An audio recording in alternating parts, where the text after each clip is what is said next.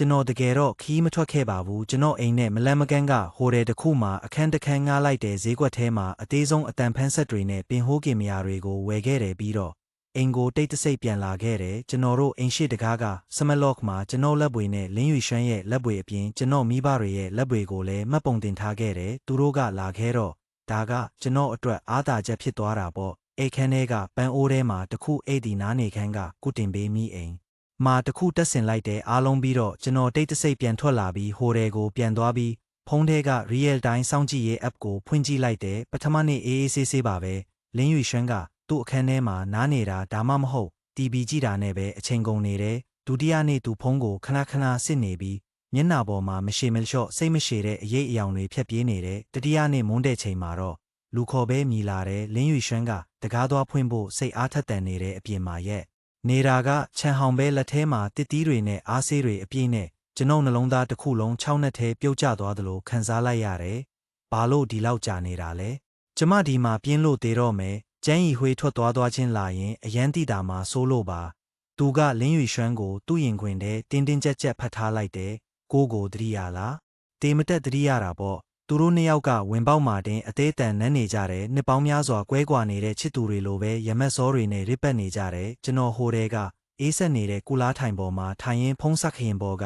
ယုံစရာကောင်းတဲ့မြင်ကွင်းကိုကြည့်နေမိတယ်ကျွန်တော်သွေးကြောတဲကသွေးတွေခဲသွားသလိုပဲအဲ့ဒါကျွန်တော်အိမ်အဲ့ဒါကျွန်တော်မိန်းမအဲ့ဒါကျွန်တော်ရဲ့အရင်နီးဆုံးသူငယ်ချင်းကျွန်တော်ဒေါသမထွက်ဘူးအယိုးတဲထိအေးစိမ်သွားတဲ့အေးဆက်မှုနဲ့ယွန်ရှာမှုကိုပဲခံစားရတယ်နောက်ထပ်မြင်ကွင်းတွေကတော့ကြည့်ရတာပိုတောင်ခံရခက်သေးတယ်ရွီပြောပါဦးအဲ့ဒီငတုံးကျန်းရီဝေးဘယ်တော့မှတည်သွားမယ်ထင်လဲ။အိုးသူကအလုပ်ပဲလုံးနေတာခေါင်းမာတယ်လူကျမနည်းနည်းလောက်ချွဲပြလိုက်ရင်သူအကုန်ယုံတာသူ့မှာပိုက်ဆံရှိပြီးကျမနဲ့ကလေးကိုကောင်းကောင်းထားနိုင်လို့တာပေါ့မဟုတ်ရင်ဒီလိုဟန်ဆောင်နေမှာမဟုတ်ဘူး။မင်းကတော်တယ်ကွာနောက်ထပ်နှစ်လောက်ပဲစောင့်ပါအကြောင်းပြချက်တစ်ခုရှာပြီးကွာရှင်းလိုက်သူ့ကိုဘာမှမပါပဲထွက်သွားခိုင်းမယ်အဲ့ဒီအချိန်ကျရင်ကုမ္ပဏီရောအိမ်ရောငါတို့အပိုင်ဖြစ်ပြီးငါတို့ကလေးကလည်းသူ့ပိုင်ဆိုင်မှုအကုန်လုံးကိုတရားဝင်ဆက်ခံလိမ့်မယ်အတန်တိုးပြောနိုင်ရန်မှာနားရှိတယ်ဒါပေမဲ့တကယ်တော့မင်းကငါကလေးကိုလွယ်ထားရတာဒါပေမဲ့သူ့ကိုအဖေလို့ခေါ်ခိုင်းရမှာကတော့ငါအတွက်တကယ်ကိုစိတ်မသက်မသာဖြစ်ရတယ်မောင်ရဲ့ခဏလောက်သိခံလိုက်ပါငါတို့အစီအစဉ်အောင်မြင်သွားရင်မောင်နဲ့ငါတို့ကလေးကိုတရားဝင်အဆင့်တန်းတစ်ခုတေချာပေါက်ပေးမှာပါသူတို့ကအဆက်ကတည်းက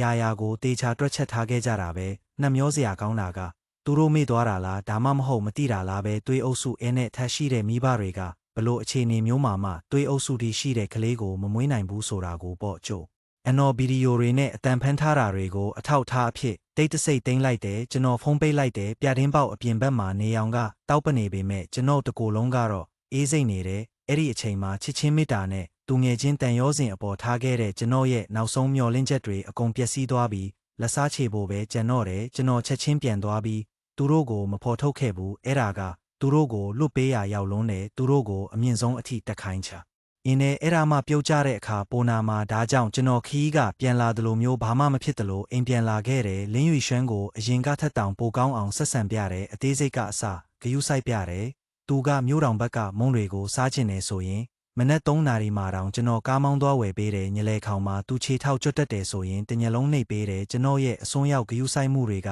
ကလင်းရွှေရွှမ်းနဲ့ခြံဟောင်ကိုပို့ပြီးတတိလက်လို့ဖြစ်သွားစေတယ်ကျွန်တော်ရှေ့မှာတော့သူတို့ကလိမ္မာတဲ့ဇနီးနဲ့တစ္ဆာရှိတဲ့ညီကိုလိုပဲဒါပေမဲ့ကျွန်တော်နောက်ွယ်မှာတော့ကျွန်တော်တက်ဆင်ထားတဲ့ကင်မရာတွေနဲ့အတန်ဖန်းဆက်တွေအောက်မှာသူတို့ရဲ့ယွန်စရာကောင်းတဲ့မြင်ကွင်းတွေကိုတစ်ခုပြီးတစ်ခုဖန်တီးနေကြတယ်အားသေးမယ်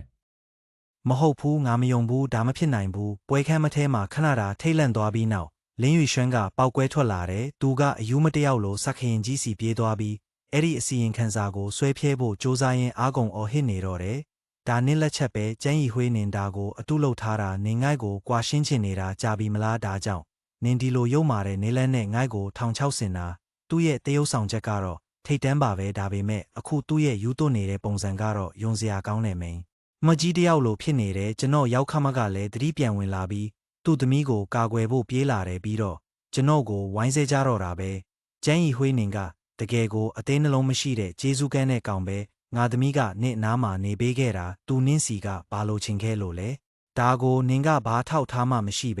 စာရွက်တရက်တဲနဲ့သူ့ကိုဒီလိုစော်ကားရက်တယ်ပေါ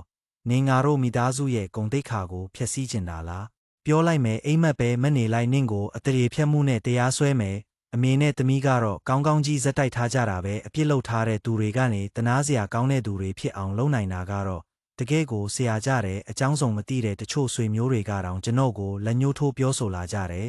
ဒီလူငယ်ကအရန်ရက်ဆက်လွန်းတယ်လင်မယားကြားကကိစ္စကိုတကားပိတ်ပြီးဖြေရှင်းရမှာပေါ့ဟုတ်တယ်ဒီလောက်ထိပွဲကြီးပွဲကောင်းလုပ်ပြရလားကလေးကြီးလာရင်ဘယ်လိုလုပ်မလဲကျွန်တော်သူတို့ရဲ့တရုပ်ဆောင်ချက်တွေကိုအေးအေးဆေးဆေးပဲကြည့်နေလိုက်တယ်ကျွန်တော်နှလုံးသားကလုံးဝမတုံ့လုပ်ဘူးကျွန်တော်မိုက်ခရိုဖုန်းကိုနောက်တစ်ကြိမ်ကင်လိုက်တယ်ကျွန်တော်အတန်ကမကျဲပေမဲ့စူညံတန်အားလုံးကိုဖုံးလွှမ်းသွားတယ်ခင်ဗျားတို့အထောက်အထားလိုချင်တာမလားကျွန်တော်အသာအရာပြုံးလိုက်တဲ့တကားနားမှာစောင့်နေတဲ့ရှေ့နေဝန်ကခေါင်းကြီးပြတယ်ရှေ့နေဝန်နဲ့သူ့လက်ထောက်နှစ်ယောက်ကစာရွက်စာတမ်းတွေနဲ့ laptop တစ်လုံးကိုကင်ပြီးစင်ပေါ်ကိုတက်လာတယ်လူကြီးမင်းတို့ခင်ဗျားကျွန်တော်စက်ခရင်ကိုလက်ညှိုးထိုးပြရင်ပြောလိုက်တဲ့ပုံရိပ်ကချက်ချင်းပြောင်းလဲသွားပြီးဗီဒီယိုတစ်ခုစတင်ပြသလာတယ်ဒါကပြီးခဲ့တဲ့လ9ရက်နေ့ကျွန်တော်ခီးထွက်နေတဲ့တတိယမြောက်နေ့ကပါကျွန်တော်အတန်ကရေခဲလိုအေးဆက်နေတယ်ကျွန်တော်နဲ့မဆိုင်တဲ့အကြောင်းအရာတစ်ခုကိုပြောပြနေတယ်လို့မျိုးခမ်းမတစ်ခုလုံးစူညံသွားတော့လေ